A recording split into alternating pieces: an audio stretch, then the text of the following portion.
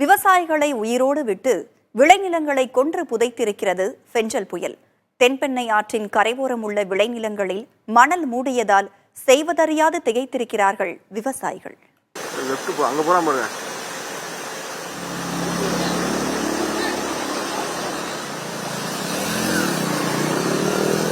கடலூர் தென்பெண்ணை ஆற்றின் கரையோரத்தில் உள்ள கண்டக்காடு கிராமத்தில் உள்ளவர்களுக்கு விவசாயம்தான் பிரதானம்.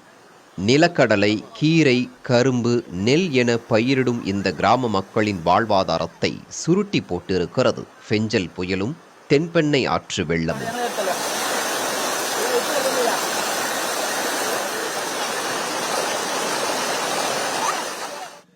பெருவெள்ளம் திரண்டு வந்த நாளில் உயிர் பிழைத்தால் போதும் என்று குழந்தை குட்டிகளுடன் தப்பியிருக்கிறார்கள் மக்கள்.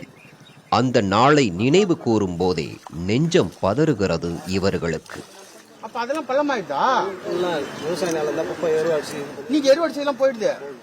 மல்லாட்டை போட்டிருந்தோம், நெல் போட்டிருந்தோம், கத்திரி, மல்லாட்டை, மிளகா. இப்ப பொங்கலுக்காக கரும்புலாம் நட்டு இருந்தாங்க. அவங்க நிலம்லாம் சுத்தமா ஆத்தோட அடிச்சுக்கிட்டே போயிடுச்சு. கரும்பு போட்டிருந்த நிலம்லாம் நிறைய விவசாயம் தான். இங்க கீரை, மக்களுக்கான விவசாயத்தை பண்ணி கொடுக்குற ஊரே இல்லை. இப்போ சுத்தமா நிலங்களே கிடையாது. எல்லாமே ஆத்தோட அறா போயிட்டு வீடையும் ரொம்ப நாசம் பண்ணிட்டு போயிடுச்சு. இவங்க பிள்ளைங்களோட புக்கு, வீட்டுல இருந்த பொருளுங்க எல்லாம் வந்து பார்க்கலாம். எல்லாம் வீடு ஃபுல்லா தண்ணி.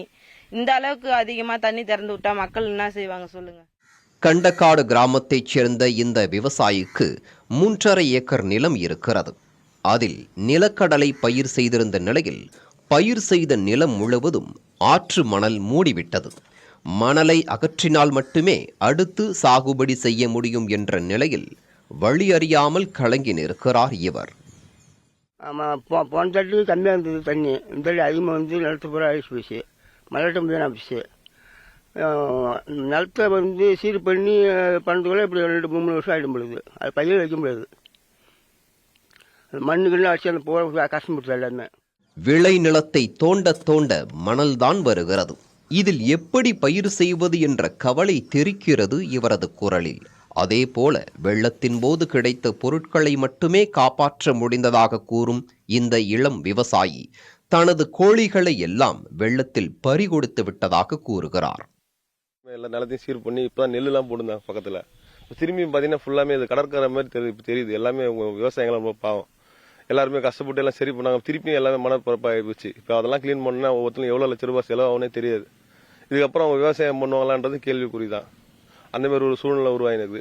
அணைக்கட்டு அந்த மாதிரி ஒரு பக்கம் போட்டாங்க அணைக்கட்டை, இன்னொரு பக்கமும் அணைக்கட்டு போட்டுருந்தா எங்களுக்கு இவ்வளவு பாதிப்பு இல்லை. அணைக்கட்டே போடலை. எங்களுக்கு ஒரு சைடு அணைக்கட்டு இல்லாதனால எங்களுக்கு இவ்வளவு பாதிப்பும் வந்துச்சு. எங்களுக்கு எங்க வீட்டுல பாத்தீங்கன்னா நாய், ஆடு, மாடு எல்லாம், ஆடு, கோழி எல்லாமே வச்சிருந்தோம்.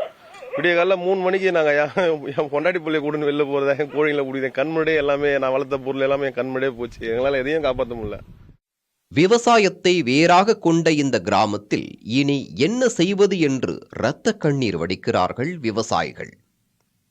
அடுத்த நொடி என்பதே கொடூரமானதாக இருக்க, உயிர் பிழைத்திருக்கும் நம்பிக்கையை பற்றி கொண்டு மீண்டெழ முயலும் இவர்களுக்கு அரசு கை கொடுத்தே தீர வேண்டும்.